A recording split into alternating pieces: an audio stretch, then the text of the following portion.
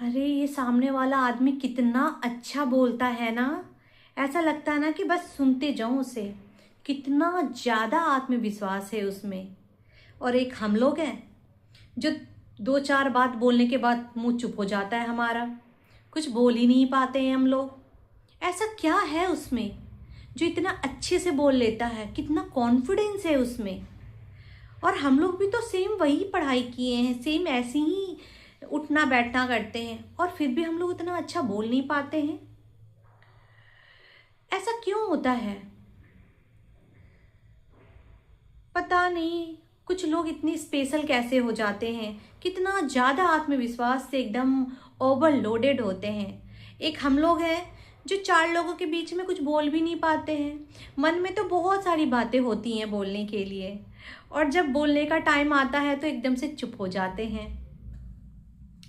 क्या आप लोग भी इस तरीके के दौर से गुजरते हैं? क्या आप लोग भी इस तरीके का जो सिचुएशन हुआ है, जो मैं बोल रही हूँ, फेस किए हैं इस तरीके का? तो चलिए मैं आप लोगों को बताती हूँ, ऐसा ना हो दोबारा और आप फिर से आत्मविश्वास से पूर्ण लवरेज हो जाए। चलिए मैं बताती हूँ किस तरीके से अपने अंदर आत्मविश्वास को दिन पर दिन बढ़ाया जाए। मैं आज आप लोगों से इसी बात पे चर्चा करने वाली हूँ कि किस तरीके से आत्मविश्वास को बढ़ाया जाए, क्योंकि हम भी तो इंसान हैं और सामने वाला भी इंसान है। क्यों वो इतना ज़्यादा आत्मविश्वास से भरा पूरा है, और हम ऐसा क्यों है कि हम अपनी बात अपने मन के अंदर ही दबा लेते हैं, हम बाहर लोग तक पहुंचा ही नहीं पाते हैं अपनी बात। ऐसा क्यों होता है? सबको राधे राधे। मैं आभा मिश्रा। आज इसी बात पे मैं आप लोगों से चर्चा करूंगी, किस तरीके से अपने अंदर आत्मविश्वास को फिर से पूरा भरा जाए, है ना। तो आज मैं इसकी एक कुंजी बताने वाली हूँ, किस तरीके से आत्मविश्वास बढ़ाया जाए। और वो एक कुंजी है आध्यात्म। जब आपके जीवन में आध्यात्म का प्रवेश होता है, आप खुद में अपने आप में बहुत परिवर्तन पाएंगे, बहुत ज़्यादा। और ये आध्यात्म ही आपके अंदर जो साहस भरता है और जो आत्मविश्वास भरता है, वो और किसी भी तरीके से नहीं आ सकता है। जब आप खुद को ईश्वर का अंश मान लेते हैं और अपने अंदर सकारात्मक ऊर्जा का संचार करते हैं, तो आपके अंदर एक बहुत पॉजिटिव वाइब्रेशन जागृत होता है। और यही वाइब्रेशन आपको ना आत्मविश्वास से लवरेज कर देता है। ये जो आत्मविश्वास है, ये आध्यात्म के रास्ते होते हुए आपके अंतर आत्मा तक पहुंच जाती है। मैं ये कह रही हूँ कि जब आप अपने आप को भगवान का अंश मान लेते हैं, ईश्वर का अंश मान लेते हैं, तो आप में ना किसी चीज़ का डर खत्म हो जाता है। ना आप जीतने के लिए जिज्ञासु होते हैं और ना हारने का आपको डर होता है। तो जब आप दोनों ही इमोशन से जब उठ जाते हैं, तो आप में ऑटोमेटिकली आत्मविश्वास का जो प्रभाव है वो बढ़ता चला जाता है। तो इसके लिए सबसे पहले आपको क्या करना पड़ेगा कि अपने जितने भी कर्म किए हैं, जितने भी काम किए हैं, वो सब भगवान को समर्पित करना पड़ेगा। जब आप भगवान को समर्पित करने लगेंगे अपने कर्मों को, खुद में ये चीज़ अनुभव करेंगे कि आपसे गलतियाँ बहुत कम होने लगी हैं और आप में सुधार जो है वो दिन पर दिन बढ़ता जा रहा है। ये तभी हो सकता है जब आप अपने आप को भगवान का अंश मानेंगे और अपने सारे कार्यों को भगवान को समर्पित करेंगे। तो आपको ना इसके लिए आध्यात्मिक पुस्तकें पढ़नी होंगी, और भी बहुत सारी चीज़ें हैं, जैसे कि योग करना पड़ेगा, प्राणायाम करना पड़ेगा। आप जब सूर्य को नमस्कार करेंगे, जब योग में जब सूर्य नमस्कार का एक योगासन है वो आप जब करने लगेंगे ना, तो आप में एक असीम ऊर्जा का प्रभाव जो है वो महसूस करेंगे। तो ये असीम ऊर्जा क्या है? ये जो सूर्य को मैं क्यों बोल रही हूँ डेली प्रणाम करने के लिए, सूर्य नमस्कार करने के लिए, क्योंकि सूर्य जो है वो ऊर्जा के बहुत बड़े स्रोत है। और जहाँ पे ऊर्जा होता है वहाँ पर नकारात्मकता कुछ नहीं होती है, सिर्फ और सिर्फ पॉजिटिव वाइब्रेशन ही होता है। तो सबसे पहले तो आपको अपने आप को भगवान का अंश मानना होगा और अपने किए गए सारे कर्म को भगवान को समर्पित करना पड़ेगा। अगर ये आदत आप अपने में डेवलप कर लेते हैं तो आप में खुद ये चीज़ चेंजेस आने लगेंगे और आप में जो नकारात्मकता का जो भाव है, नकारात्मकता का जो प्रभाव है आपके अंदर, वो हर दिन ख़त्म होता चला जाएगा। तो इस चीज़ के लिए ही मैं बोल रही हूँ कर्म योग। भगवान श्री कृष्ण खुद कर्म योग पे बहुत जोर देते हैं कि अपने कर्म को भगवान के प्रति समर्पित करें, अपने कर्मों को बहुत सही करें। अगर आप सही काम करते रहेंगे ना तो आप खुद ही अपने अंदर बहुत आत्मविश्वास महसूस करेंगे। अगर आप कुछ गलत काम करने लगते हैं ना तो वो अंदर की जो अंतरात्मा है ना वो आपको बार बार रोकेगी, आपको बार बार आपको धिक्कारती है कि तुमने ये गलत काम किया है, तुमने ये चीज़ गलत करी है। तो ये चीज़ है कि कर्मयोग जो है वो हमेशा सकारात्मक सोच को डेवलप करता है हमारे अंतरात्मा में, हमारे मस्तिष्क में। तो ये कर्मयोग ही है जो हमें आत्मविश्वास से भरपूर कर देता है। हर दिन मेडिटेशन करना चाहिए, हर दिन ध्यान केंद्रित करना चाहिए। इससे क्या फ़ायदा होता है, ये आपके मन को शांत करता है, आप आत्म केंद्रित होते हैं और आपको ये चीज़ महसूस होने लगता है धीरे धीरे कि आप एक शरीर नहीं हैं, आप एक चेतना हैं।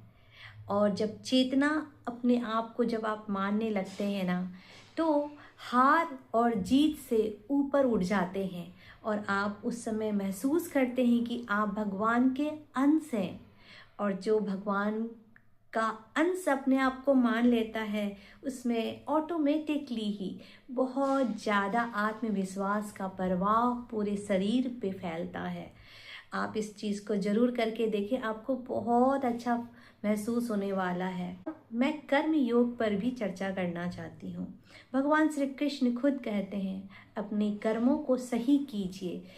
कर्म ही जो है आपके आत्मविश्वास को बढ़ाते हैं या घटाते हैं। अच्छे कर्म, सत्कर्म करने से ना आपके अंदर की जो अंतरात्मा है ना वो बहुत उत्साहित हो जाती है और जब उत्साह बढ़ता है तो आत्मविश्वास ऐसे ही बढ़ जाता है। इसमें तो कोई दो राय है ही नहीं। तो आपके कर्म जो हैं, अच्छे और बुरे कर्म, आपके आत्मविश्वास को बढ़ाने और घटाने का कार्य करते हैं। और सूर्य को डेली नमस्कार करना चाहिए, सूर्य नमस्कार जैसे योग करने चाहिए। सूर्य का नमस्कार करने से जो सूर्य की जो ऊर्जा है वो सकारात्मक ऊर्जा है, वो आपके शरीर पर, आपके मन पर वो प्रभाव डालती है और आप में वो जो नेगेटिविटी है ना वो खत्म करता है। तो जो ऊर्जा का जो स्रोत है, बोलते हैं ना आध्यात्म में, बुराई का नाश करने वाली सूर्य की किरणें। तो ये सारी बातें हैं। तो आपको अगर आत्मविश्वास अपना बढ़ाना है तो सबसे पहले तो आपको अपने कर्म बहुत अच्छे रखने होंगे और सत्कर्म पे ज़्यादा, परोपकार पर ज़्यादा आपको ध्यान देना होगा। आप जहाँ सत्कर्म करने लगेंगे वैसे ही आपका ना आत्मविश्वास बढ़ चढ़ कर बोलेगा। आप जहाँ जाएंगे लोग आपको सुनेंगे और आपको कभी ये चीज़ महसूस नहीं होगा कि काश मैं अपनी बात बोल पाती या बोल पाता, क्योंकि ये आत्मविश्वास की कमी की वजह से ही ये चीज़ होता है। और आत्मविश्वास को बढ़ाने में और कोई काम नहीं आता है, वो सिर्फ और सिर्फ आध्यात्म। जब आप अपने आप को भगवान का अंश मान लेते हैं, भगवान का बच्चा मान लेते हैं अपने आप को, तो आप में ना एक जो निडरता जो है वो आप महसूस करेंगे। आप अपने आप को निडर महसूस करेंगे और जो निडर हो जाता है उसमें आत्मविश्वास तो भरना ही भरना है। आध्यात्म में ये बोला जाता है मंत्रों का जाप करने के लिए।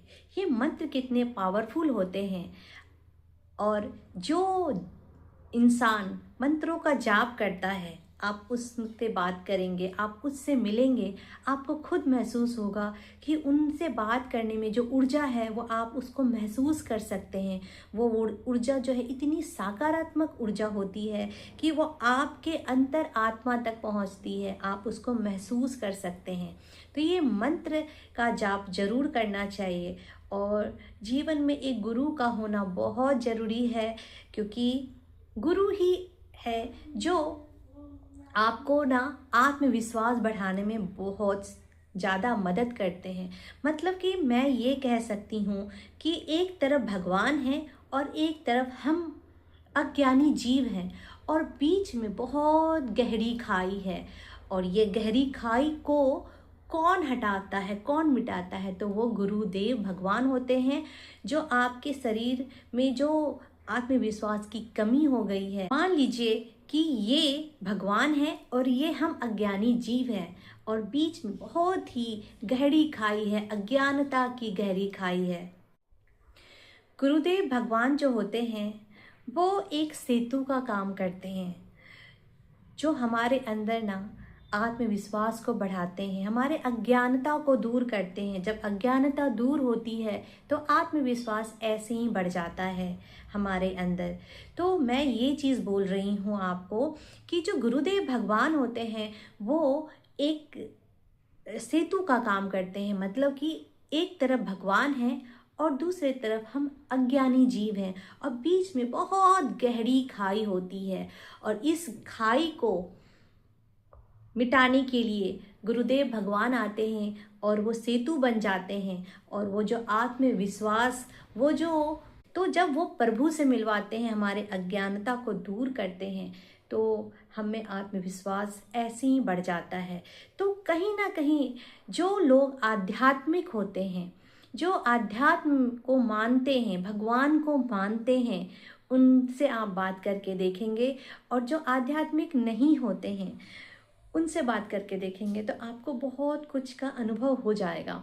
अध्यात्म ही एक ऐसा रास्ता है जो आपके सारे दुख, सारे डर से ऊपर आपको उठाता है और आपको आत्मविश्वासी बनाता है।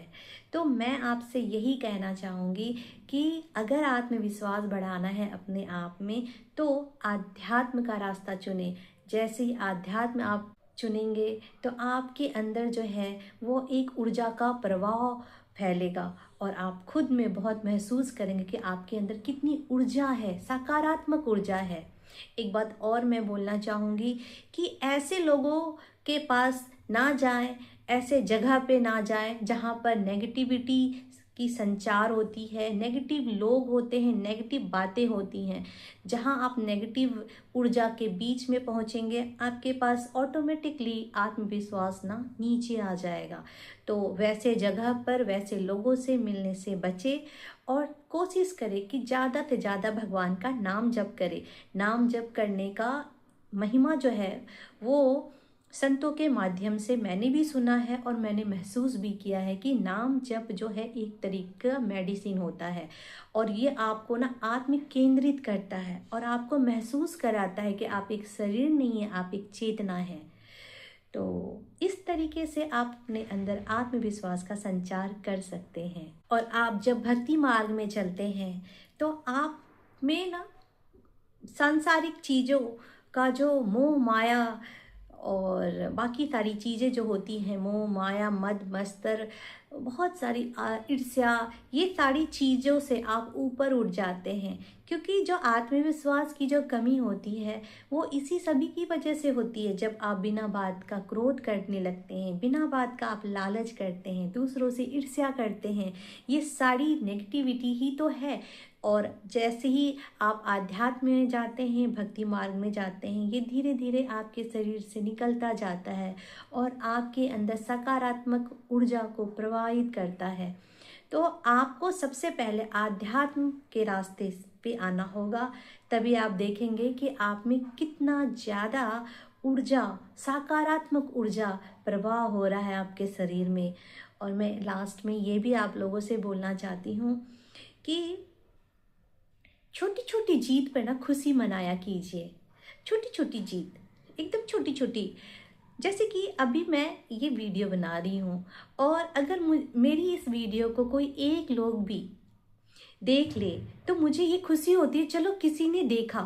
तो ये मेरे लिए बहुत छोटी चीज़ है कि किसी एक लोगों ने देखा। तो ये छोटी छोटी खुशियों को ना आप जब महसूस करने लगेंगे ना, तो आप में खुद पॉजिटिव वाइब्रेशन आपके शरीर में प्रभावित होगा। तो आशा करती हूँ कि आप लोगों को मेरी बात थोड़ी बहुत समझ में आई होगी, शायद मैं समझाने में सफल हो पाई हूँ। तो सबको राधे राधे।